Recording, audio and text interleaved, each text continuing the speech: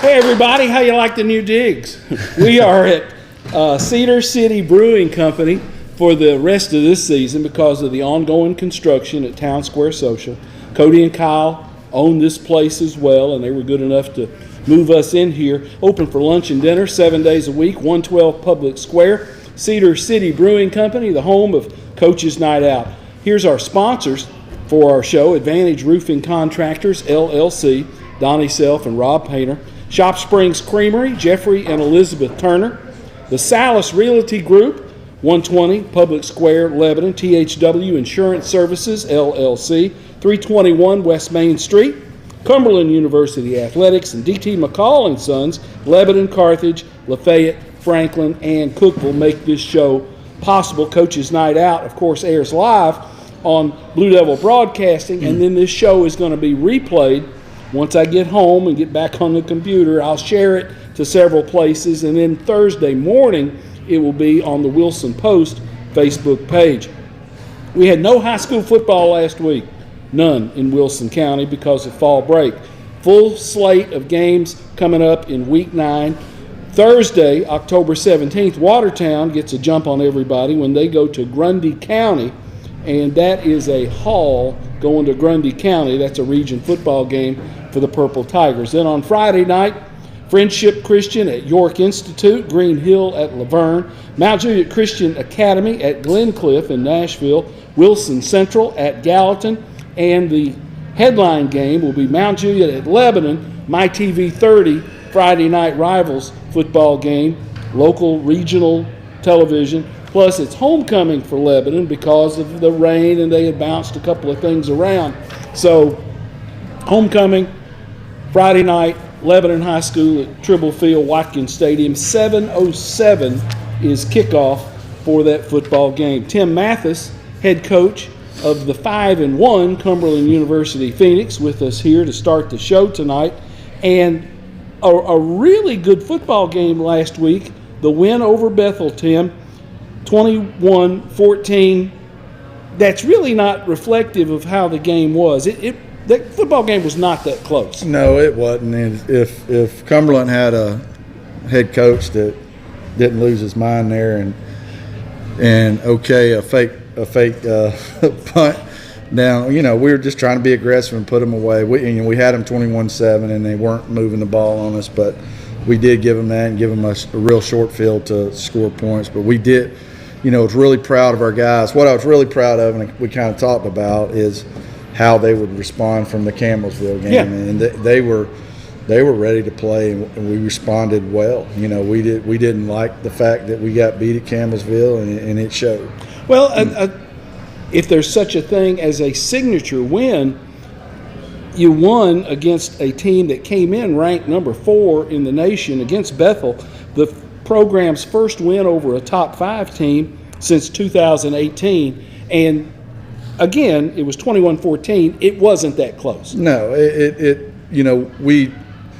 our recipe for us to do real well is run the football, control the clock, and no turnovers, and we did all 3. So, we feel good about playing against anybody if we're able to do that. And it just, defense was really prepared. Coach Smith had them playing hard, and we knew that they had a different team than what they had last year. They weren't as good throwing the ball, and you put them in those throwing situations, and they couldn't function very well.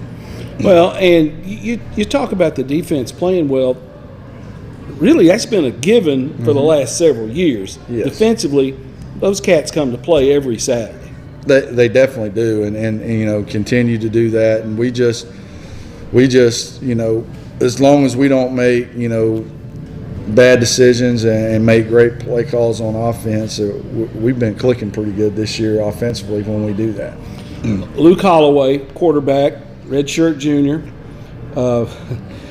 NAIA Offensive Player of the Week, Mid-South Conference Offensive Player of the Week for the second time this season. His numbers, 10 of 18 for 136 yards passing and a touchdown, 17 carries for 96 and a touchdown. He accounted for 231 total yards, and something that kind of slips away and it doesn't show up in the box score, Tim, is a lot of times he's getting you in the right play, or at least getting you out of bad plays. Right. I mean, he did a tremendous job. You know, the yardage he has, you put it this way: Bethel was giving up 222 yards a game on defense. They have pretty good defense, and Luke had more than that himself. Well, I read that they only give up like 62 a game on the ground. Right, and that's, you know, something was going to give. We're fourth rushing team in the country, and so something was going to have to give. And you know, credit to our guys up front and running backs and Luke, and we're just getting in the right plays, and he did a great job. You know, what he's really done a good job is staying in the pocket now in passing situations, and he doesn't run unless he has to. And when he runs, you know, he's tough to. He is the most elusive, non-flexible person that he just, you know, he doesn't look like he's very flexible, but he can really go when he wants to, and he gets some really tough yards.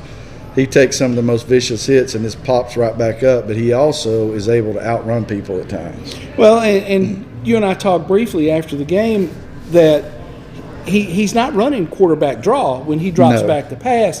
He's looking through his reads, and if there's a crease there, he'll take it and go. He is. I mean, he's reading the fact that, you know, one thing that Bethel, and really good defense, I think Coach Springer's a great coach, their defensive coordinator, but they're stubborn to a point where they a lot of times only bring 3 people. They're real stubborn about that, and everybody just drops out. And, you know, he recognized that sometimes and just took off. And, you know, they were kind of stubborn in that, where they really didn't bring a lot of pressure. And you know, our guys are good enough up front too. You know, we didn't have a lot of pressure anyway. A lot of times he was running just because everybody just bailed. It wasn't because he was getting flushed out of the pocket. And, you know, if you're going to be stubborn in doing that, you're giving a guy that can really run the ball a lot of room to run. His touchdown pass in the corner going toward the scoreboard, toward that end of the field, was a really nice throw and a good catch. It looked like kind of a line drive back shoulder throw. Well, it was, and it was just, you know, it was a one-on-one opportunity that we just felt good about, and Luke threw a great ball, and Ike made a phenomenal. He's somebody that's just gotten better every game this year too. That he transferred in from Mars Hill, and he's just gotten better every week, and he's made several of those catches. And, you know, he made a catch later in the game where they basically intercepted the ball, and Ike just took it from him. And Luke put a little too much air under the ball. Ike was open, and so he was having to wait on the ball to get there. And the Bethel defensive back intercepted the ball, but Ike took it from him. And he's just a big-body kid that just, when the ball's up there, he's going to go get it. Jeremiah Bryant, 100 yards on the nose, some tough yards for Jeremiah. Yeah, he's a really good back. You know, we're fortunate that he decided, you know, he's going to play another year and wanted to come back to Tennessee to play. He does a tremendous job running the football. He's really patient in the zone scheme, and he's run it a long time, so he knows where to cut and how to make the cuts and all that. And he's just been phenomenal.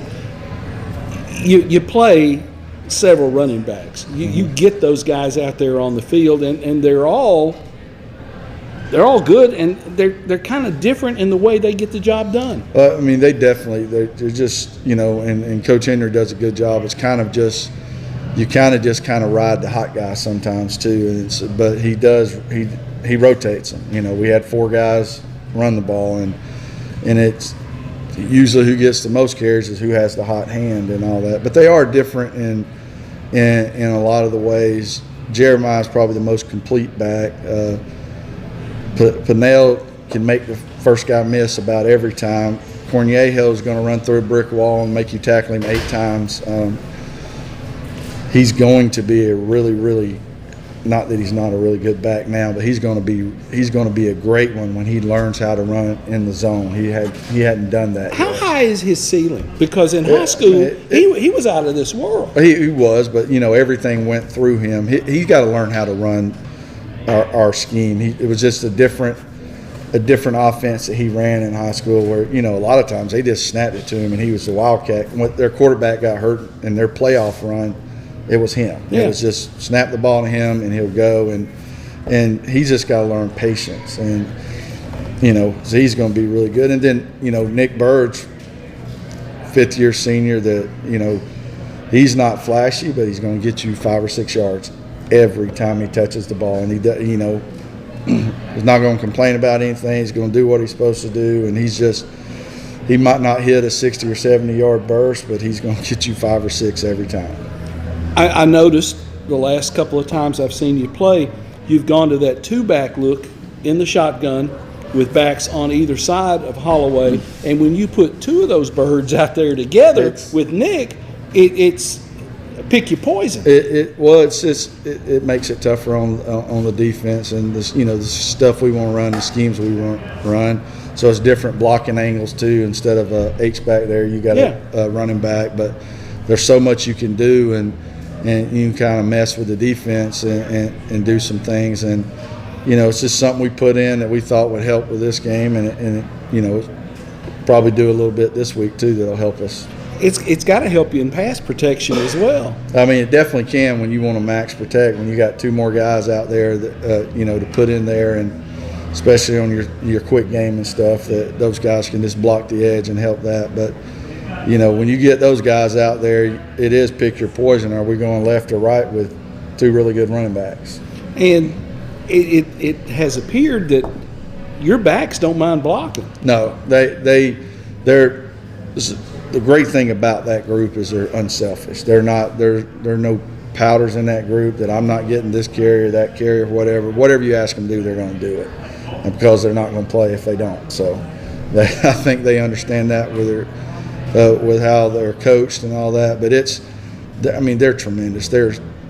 You can't, to me, and I told that with Coach Henry when he got here, I said, you're inheriting the best room we got on our team, is because our running back room is fantastic. You coached that bunch last year. I was there last year, and I just didn't get in the way. That was easy. Well, the bunch you're coaching this year, the offensive line, I thought had a pretty good football game. How did you look at it when you had a chance to go back on film and judge those 7 or 8 guys that you played in there? We're doing some good things. Brody Hall, our center, probably had the best game he's had since he's been at Cumberland. Really?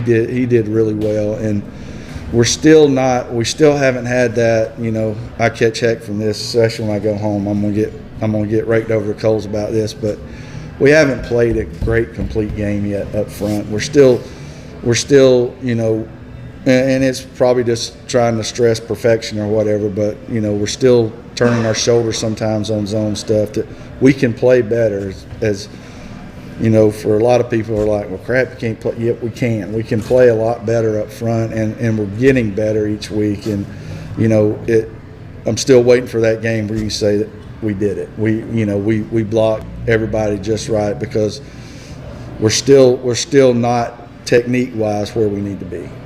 And again, we've talked about this before, Tim. It's a unit, that offensive line, and they have to play together. This guy has to know what the man next to him is going to be doing, and it's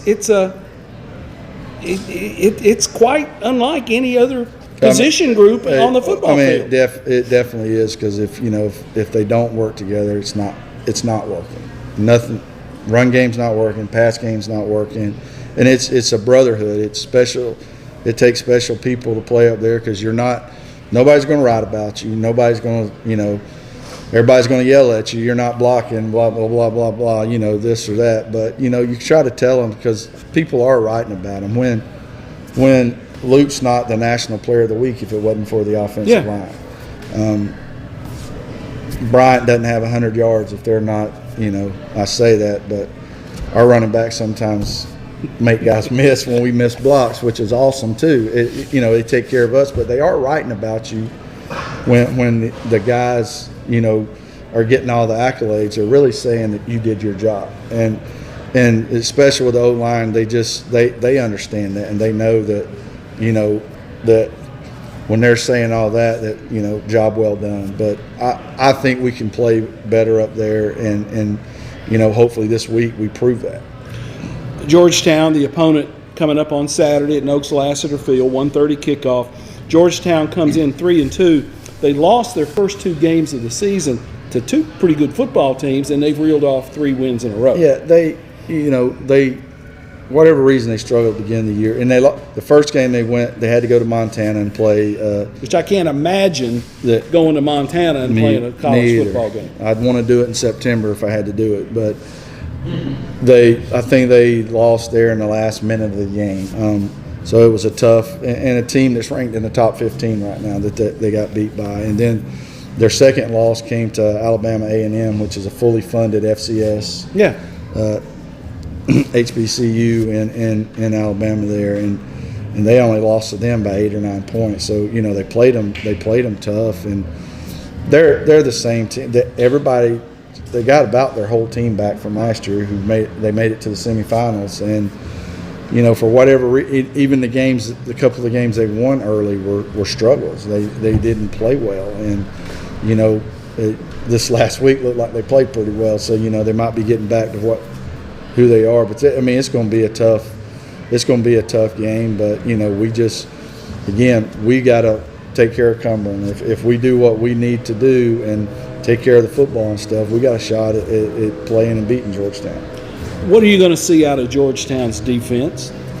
They're kind of unique, and it's on paper, like when they send their 2 deep, they're a 3-3 team, which is not how they line up most every time. They're usually a 4 down front. It's just a backers walked up every time, but they usually have 4 guys on. It more or less ends up a 4-2-5, kind of like our defense, but they're based out of. They only have 3 true down linemen, and then 3 linebackers and 5 DBs, and they rotate those guys. But they're playing. The defense is the same as it was last year. You kind of put on the tape this year and put on the tape last year, and they're doing the exact same things, and they pretty much are offensively too. Their running back that was the all-conference last year, he's back, and they're going to try to run him, but they RPO it and play action and stuff with him. But defensively, they got a middle linebacker that's an all-returner, it's an All-American. The last 2 years, I think he's probably been the best defensive player in our conference. Really? Hollerman's his last name. He's 6'3", 6'4", at middle linebacker. The hardest thing to do with him is throw it over the top of him. If he gets in any pass coverage, I think he's probably led the country in pass attempts just against us the last several years. He does a great job at that. But they're pretty good.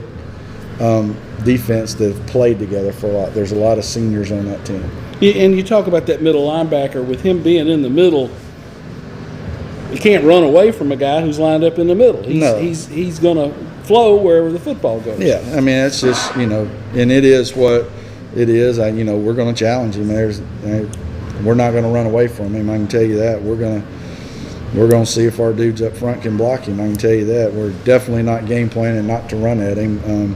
But he is a really good football player.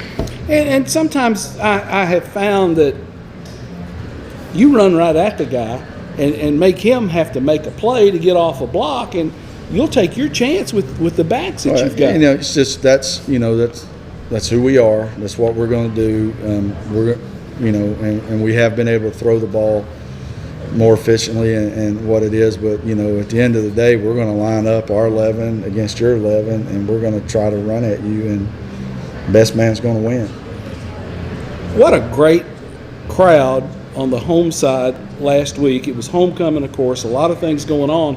Bethel, being an in-state school, brought a pretty good crowd. They did. It was a great atmosphere for small college football. It definitely was, and we definitely would love to have that same crowd come back this week, because it helps the kid. It really does. That it creates a 12th man and puts pressure on the other team when your fans are loud and screaming and passionate about the team. It really helps So we're hoping and expecting another great crowd.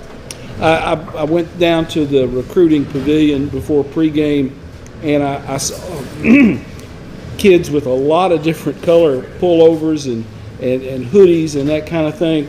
It's a wide net you're casting for football players. Yeah, we did. We had kids from right on the outskirts there of Memphis, Germantown. Kids from East Tennessee. We had basically the whole state of Tennessee there, and we had some kids from Georgia there. We are casting a wide net, and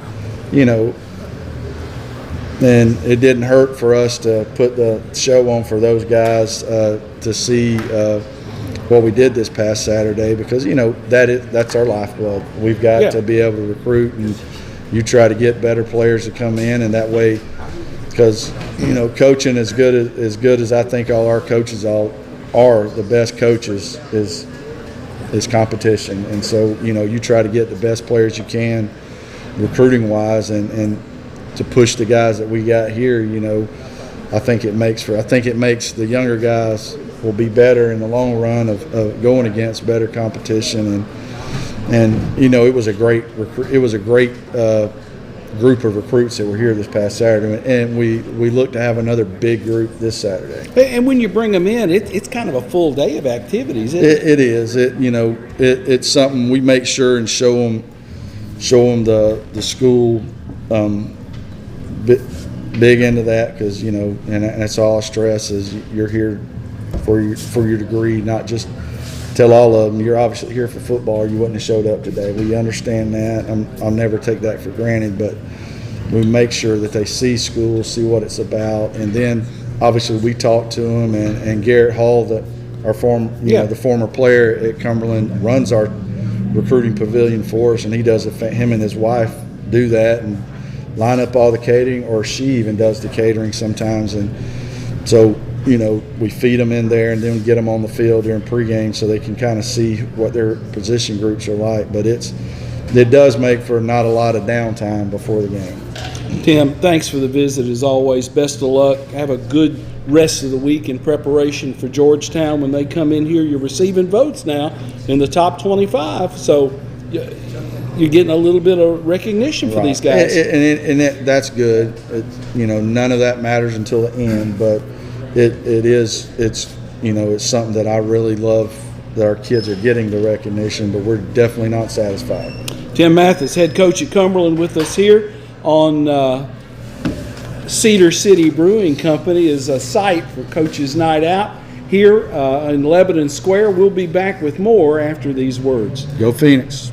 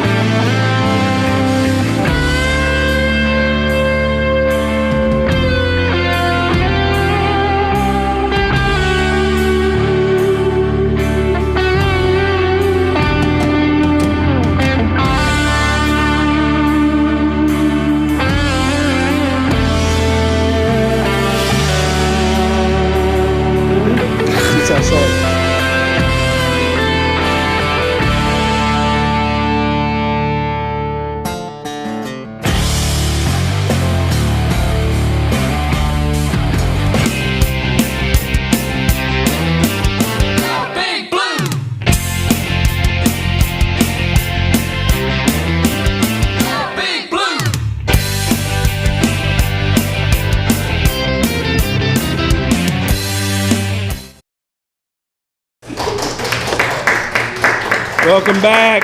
As you notice, if you pay attention to this sort of thing, we've got a new home for the rest of this football season. Cedar City Brewing, 112 Public Square. They've got an upstairs private room. Cody and Kyle have made this available to us, and it's a nice place. Advantage Roofing Contractors, LLC, Shop Springs Creamery, the Salis Realty Group, THW Insurance Service, LLC, Cumberland University Athletics, DT McCall and Sons make this program possible through their sponsorship. Chuck Gentry, head coach of the Blue Devils, with us here. Thursday night is when the schedule starts back as Watertown makes that trip to Grundy County. I don't think I've ever been to Grundy County on purpose, and I'm not going Thursday night either. Mount Juliet at Lebanon, the MyTV 30 TV game, Friendship Christian at York Institute, which is another long haul. Green Hill at Laverne, Mount Juliet Christian at Glencliff, Wilson Central at Gallatin. That's the schedule. Chuck, you and your kids were away from each other during fall break. How was it when you got your hands back on them on Monday? You know, they were pretty eager to get back and bouncing around, and we had a pretty good day Monday and Tuesday, and decent day today. So I think they enjoyed the break, but ready to get back to the grind and working. I don't think they were ready to go back to school, but they didn't mind coming back to football. You've done it this way since you've been here, and when this fall break has taken place. Would you put a grade on how you like it for your football program? There's some positives to it and there's some negatives to it, but again, the reason we did it this way is fighting fall break is hard, and we had some young men that just showed up today for the first time. We give them a week off and they still miss Monday and Tuesday, and again, some of that is due to parents' time off, when they're off, when they're not, and we decided that fighting it was not worth it, and so we feel like it's been pretty good to let them heal up, rest, because it comes later in the year, and then maybe gives you a little new perspective, a little more bounce in your step as you go through. We spend a lot of time together, a lot of hard hours, and then sometimes it's good for them to get away from us and us to get away from them. So it's just one of those things, and the drawback is we didn't practice football for 11 days, and there was some rust to be shaken off, and I'm sure Friday night as we go, there'll be some rust. But for all in all, I like it this way. I definitely don't like it the other way. Don't like trying to coordinate when, where, why, and parents, and so it's just easier to do it this way. You left that last football game with a pretty good taste in that football team's mouth with a 41-6 win at Wilson Central. Your offense, I thought, really clicked. Yeah, we started the game there with a punt, and then after that it was pretty much as we go, and then there in the second half we really got going, and so a lot of it was offensive line, tight end sniffers, and wideouts blocking, and then Harrison Edwards doing a good job of running the ball, and probably had the best night vision-wise as far as cutting and seeing and doing that he's had as a Blue Devil. And it's good, when you work on things, and we talked about, we had one of the check with me's at the line, yeah. And we called zone wham, and it had a little crease in there, and he hits it, and it's right up the chute and gone. And when you're able to do those things, and it gives the kids a little confidence, and then I felt like our confidence was just building as we went. And one of the bad things about going to fall break is we had been playing a little better offensively, so hopefully we can pick right back up where we left off.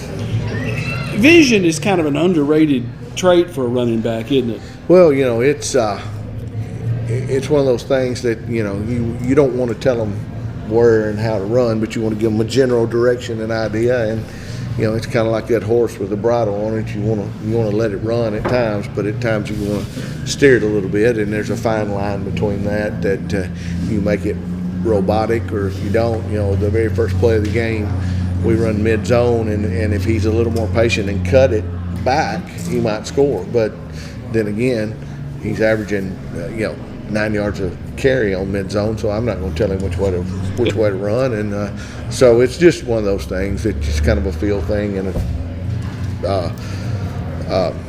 a film thing, and let them go. When you run zone, it's a lot different because it can hit anywhere. Then in the gap scheme, it's all right. We're blocking down and kicking out. There should be a crease there, but when you're running zone, it's a little different. You mentioned he had so many yards per carry on that play.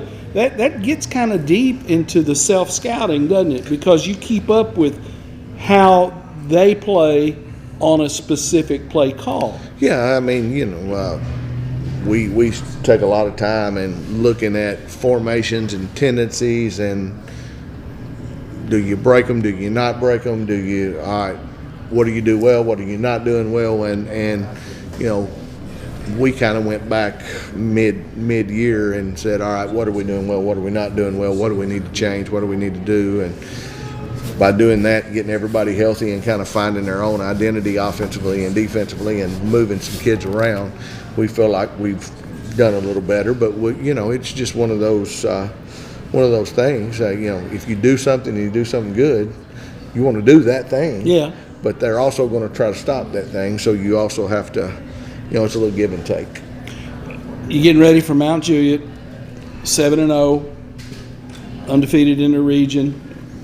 How does this Mount Juliet team stack up, perhaps with some of the other Mount Juliet teams that Lebanon has played against? Every year is different because you look at different years, different schedules, different players, different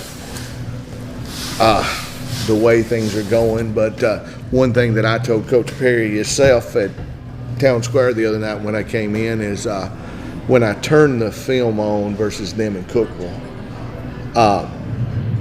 the defensive side of the ball reminded me of, I guess it would be 18, my second year, where there's a lot of kids over there playing extremely hard and running to the football and arriving with a bad attitude when they get there, and I think you'll see, they're giving up about 7 points a game, and really good defense and stingy, and then you flip it over, and then they've got a tailback that can go and is running wild, and then a Division I quarterback that's throwing it, and 2 or 3 receivers that are going and getting it, and then you look at it, and then they've got a kicker that's kicking it out of the back of the end zone and got range, and then when he's not kicking, they got another kicker. So it's putting all 3 phrases together. So I'm sure they could probably tell you a little more than I am. Maybe they were a little better on defense one year or a little better on offense one year, but if you combine it all, one of the best teams that they've had, I think.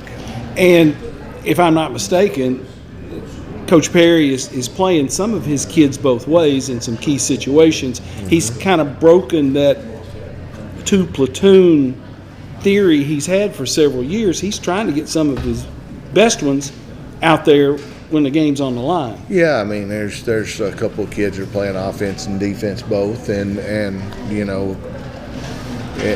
it's very hard as a coach, this one specializing in one thing, or this one tired, is he as good as another one that's fresh, and so, but they're doing a really good job of managing that and doing some of the things that they're doing with their personnel groupings and stuff, and again, he's with them every day, but it looks like that they've got a team that's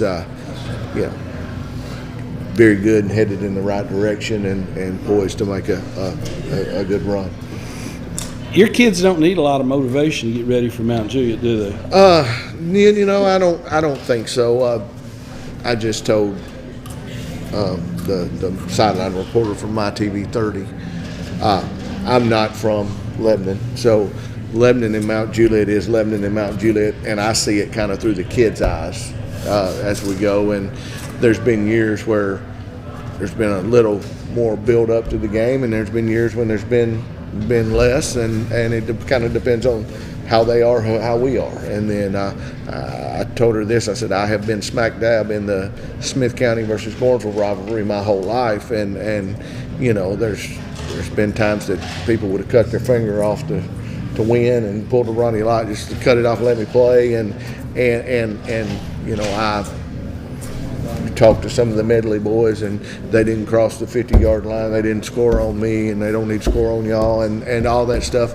And so I know, being from here, and way back before Green Hill and Wilson Central, it's Lebanon and Mount Juliet, and it runs deep, cuts deep, and you know, it's changed a little bit with them adding schools, but it's still, all of the Wilson County games kind of have the same feeling. You know, you're going to have a good crowd, good student body. You know, I think the football has gotten better at times, and you know, you look at it right now, Mount Juliet 7-0, Green Hill 7-0, and then you know, so there's times when the different teams have been better, and so I feel like our kids, you know, the way they look at it, it's Mount Juliet, and let's go, and you know, if I said Smith County versus Cornsville to most of our kids, half of them don't even know where that is. You know, I mean, they know it's east, but who cares? We're Lebanon and Mount Juliet, so let's go. And you know, I told Coach Perry the other night when we were talking about the Rochetti kid, I said, I know everybody wants us to get on the 50-yard line and fight and poke each other's eyes out, but at a time like this, you know, hey, we're praying for you. We respect your program, and we know. And then in a couple of weeks, we'll get it on. Whatever happens, and you know, it makes it fun. You know, it makes it fun because we expect with the TV, you know, the sideline reporters of Mount Juliet. She grew up in Mount Juliet. Her mother's Mount Juliet Elementary, I believe, principal, and so she's all excited about it. And you know, I've been around it my whole life, and this is a big game, and then have to add homecoming on top of that, and then so you know, we expect a big crowd, and hopefully we can do our part to make sure we live up to them being 7-0, and say, all right, let's see how it goes. My TV 30 comes in, and they kind of take over the joint. That's just the nature of this thing. Kickoff is at 7:07. There's some pregame activities. They build in some TV timeouts in the game from a logistic running the game point of view. How does that impact you guys? You know, it's been different every year. You know, sometimes you get a little chance to slow down, relax, maybe look at the iPad a little bit, maybe say, all right, we've called this, we haven't called this, oh, I need to do this or need to do this. Let's correct this kid. We've got time now. We don't have to wait till halftime. We got, you know, he's finally over here with us and not on the field. And then there's other times you're like, hurry up, let's go. You know, let's get back on the field. And, you know, 2018, best game Grayson Gregory's ever played because he wasn't tired. You know, we kept getting TV timeouts and breaks, and he's like, "Hey, I like this." And so, you know, some of those bigger guys, you know, they like it a little better. And then, you know, if you've got the momentum, you probably don't like it. But I think it's, you know, kind of both ways. You know, there's some positive to it, some negative to it, and but it's a good opportunity. I told our kids today, there's not many times where you'll get that feeling that you're going to get on Friday night when you turn the corner to walk out that blue and white checkerboard, and all those people are there, and the sirens, and you're playing for, you know, Lebanon high school football, but you're also, your family's watching. They're probably recording. You know, most of Lebanon and Mount Juliet, if they're not at the game, will be watching or recording. And then, you know, the TV cameras are on, and it's something that you'll have. And I told him, I said, I tell you, you know, a lot of times it's just a game. I said, but this is one that you'll remember for the rest of your life. And then, you know, you got video evidence. If you make a play, everybody's going to see it. And if you don't, everybody's going to see it. So but it's fun. You know, I mean, it's the kind of game you want to play in. So it's special, and every time that they call, I'm like, yeah, let's do it. Let's go. It's a little different and a little more work, but hey, it's fun. You're going to add something for the student body for the remainder of the season. Zaxby's is helping sponsor a student of the game deal to kind of reward that student body that's been there every night. Well, you know, there's some that travel with us, go on the road and do things, but with it being a TV game and everything, Coach Brady had an idea of, hey, let's get a few people to watch, and somebody that's there up yelling, having good school spirit, doing it the right way, acting correctly, and doing things. And Miss Bonnie, I texted her today, and she said, absolutely anything you need, let me know. So we've got I guess he called it a package deal, and we'll have some free coupons to Zaxby's. And when we left there, he was getting some T-shirts or hats or stuff together to have a little gift thing to try to entice our kids to show up and be loud and be rowdy, but do it the right way, do it with good sportsmanship and that kind of stuff, and say thank you, but we need you, we need all the help we can get. And so as many people from Lebanon there were blue and white on and cheering when we're on defense, and kind of quiet and cheering when we do good on offense. The better. And again, the weather should be good. It's hoodie weather, so you can come out and enjoy a good fall night and hopefully good football, and then you go home and watch to see if you find yourself on TV. Zion Logue on Monday night, Lebanon High class of 2019, 17-18 plays defensively for the Buffalo Bills in a win. Another good night for Zion. The Crowell boys with Indianapolis had a pretty good game this past week, didn't it? Yeah, I told our kids at 6:05, I said, we got to go.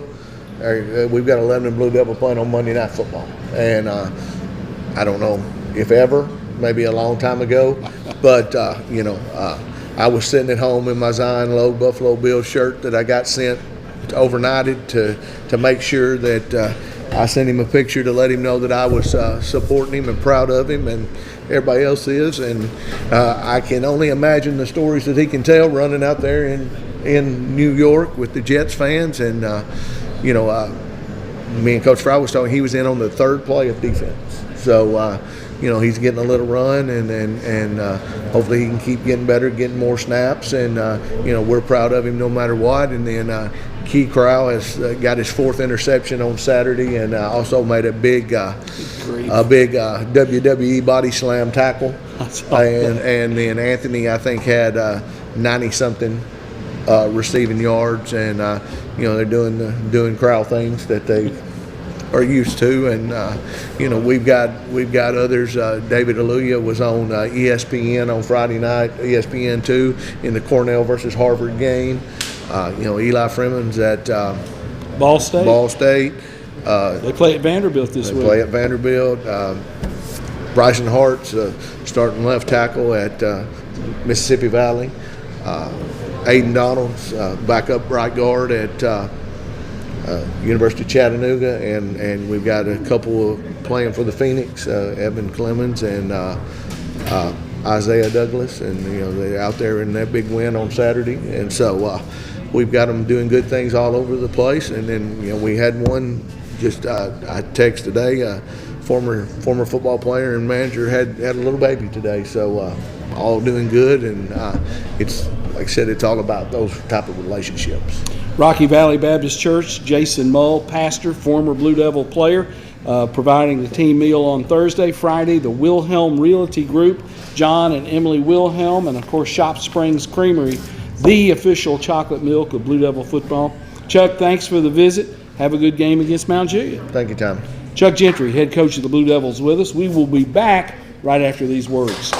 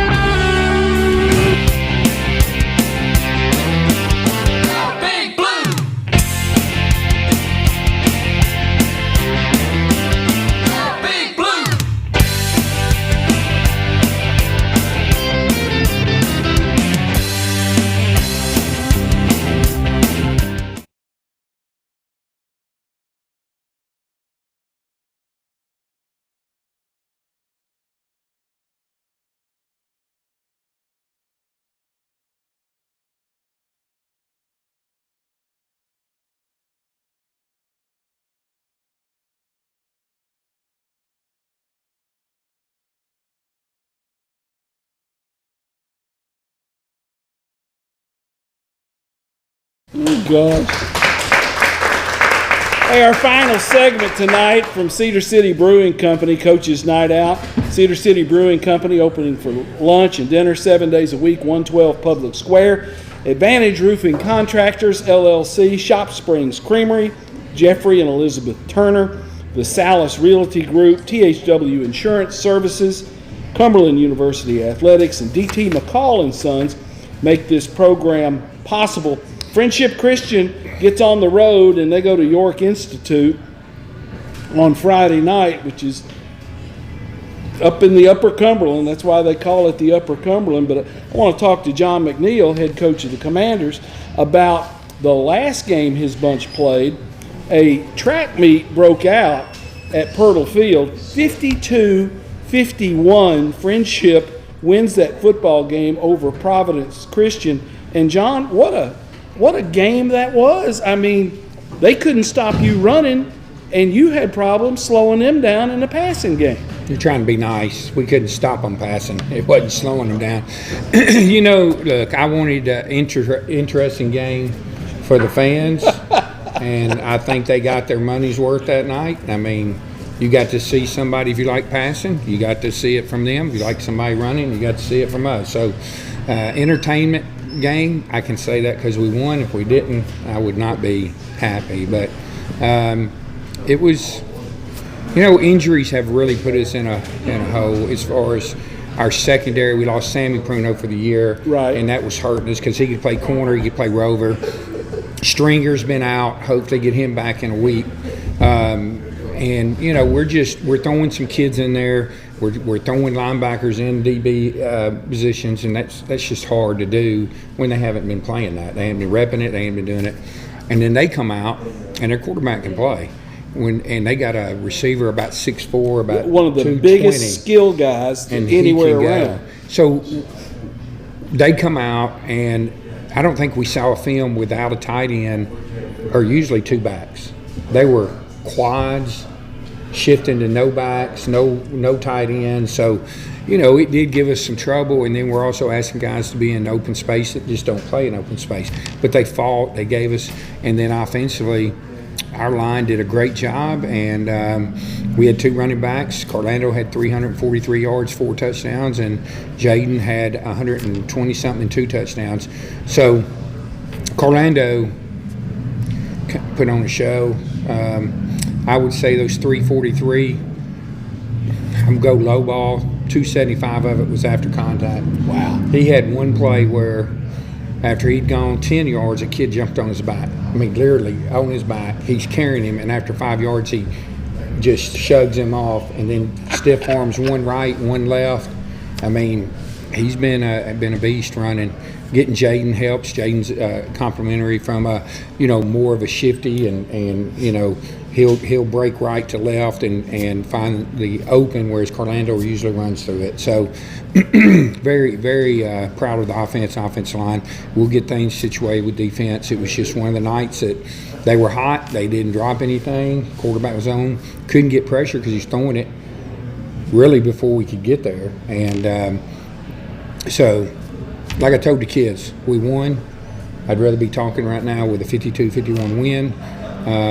You know, I felt like if you told me we scored 52, I felt like the game wouldn't be close. But, you know, our kids fought. They didn't give up. It was a 2-point conversion in the fourth quarter that got you to 52, and there was some time left in the football game where there was no scoring. So you kind of apparently got some things figured out there toward the tail end of that football game. We we scored, I don't know how much time was left in the fourth, so made it 50-51, lined up for the extra point to tie it. They jumped off sides, and I just said, heck with it. So we lined up for the 2. We ran the old push shove, you know, quarterback, which you can do now, and got the 2. And did he go up the middle, or was kind of off tackle? I don't know. They pushed him wherever he could go. I had 3 guys behind him pushing him. So, and that was ended up being, after that, it's a blur. I don't remember. I'm assuming we must have held them there. They punted. To be honest with you, I don't remember the exchange. But Well, you shouldn't be expected to remember because Yeah. you kind of took a whack there on the sideline for the first time in a long time. well, it's the first time ever coaching. I did get run over, I guess, if you want to say. We were kind of all standing, and the quarterback broke the pocket. I'm looking behind him because we had a block in the back. Wanted to make sure it got called. And then, boom, he's right there in front of me. One of our players kind of shoved him as he's going out of bounds, which built speed for him, and he caught me square. And I was on my back, and when I hit, my head was forward, and then when I hit, my head whiplashed and hit the turf, and I was like, I've had 2 concussions, I don't remember them. So I said, okay, do I know where I'm at? You know, because the other ones I don't remember nothing about. And I did know where I was at, and then I told somebody that I thought about maybe not knowing. So the way the game was going, I wasn't sure I wanted to stay around and get old. And, you know, as older you get, those kind of games kind of get to you. Were you sore the next day? I was sore, probably not as much. My back was sore, but I was a little better than what I thought. I'm old, and you know my body's just not what it used to be. But Because you used to line up and go take reps on the football no, field. I did. I've been known years ago to spring practice dress out because our quarterback's not there and play quarterback when he's running the veer and stuff. That was a long time ago. I don't do a lot of things I used to do. Well, I've been doing this a long time, so I remember some of those things. York Institute is next up on the schedule, John. York, if I remember last time, close ball game. They ran a fake PAT to wind up winning the football game. York celebrated that in a big way. They're having a pretty good season. They're 5-2. You're 5-2. What do you know about York as you go up to Jamestown to play those guys? Well, first of all, I've never been to York, so that's a first. In a lot of years I've been coaching, you would think I've seen most places, but that's one place I haven't. I know the coach, good guy, known him a long time. Last year it was a heck of a game. We went up and down the field, but only scored once. They scored, I think, the fourth quarter. We had 2 big penalties that promoted their drive and kept it going. Then they scored and went for faked the extra point, got it, and beat us 8-7. Physical team. They went, I think, got beat in the semifinals. Yeah. We thought Yeah. they'd probably go. They were undefeated at that time. They lost some key people, but they have a good team back. They're physical. They run the single wing stuff. They will spread it some. Probably after watching us a week ago, I'd so they may try to spread it a little more. But they give you a hard time because of what the stuff they run. So our guys have to read their keys. They have to do what Coach Lowe and the defense coaches have taught them. Make sure you stay with your keys, read it, and don't try to do somebody else's job. Offensively, we do what we do. We're going to try to be physical up front.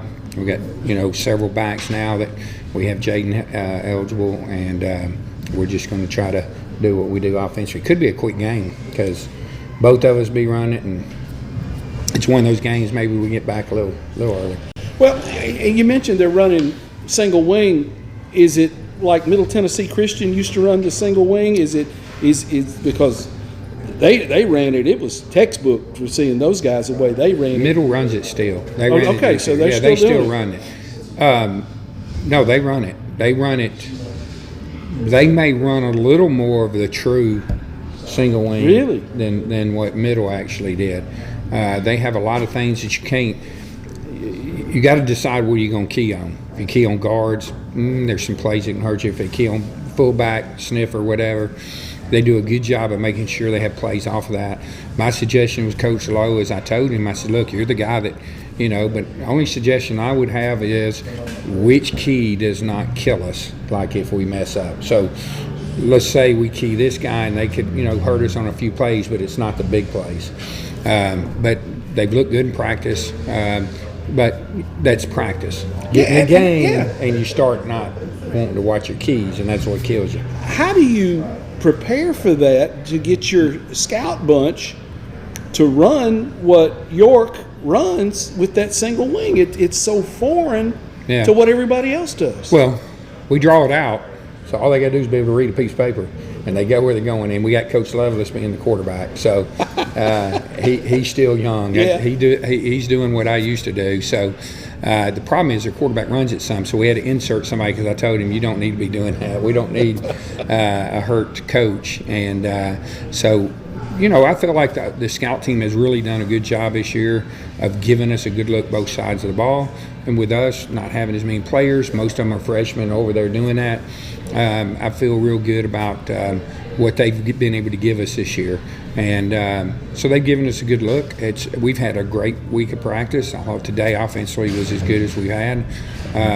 So to be honest with you, I thought last week, the week off, I love it. I think it's great to give the kids off, come back, be refreshed, be ready. We were able to get, my wife and I was able to get away, and we got to see, one of our grandbabies in Marietta, and then moved on to Florida with some friends. And I've tried to do better. I think she might say I have. I don't know, but not consuming myself of just that all the time. Yeah. Even if we're sitting on the couch or we're doing whatever. I do think over the last 2 years I've tried to do better of not letting it just consume me, especially when I'm with her.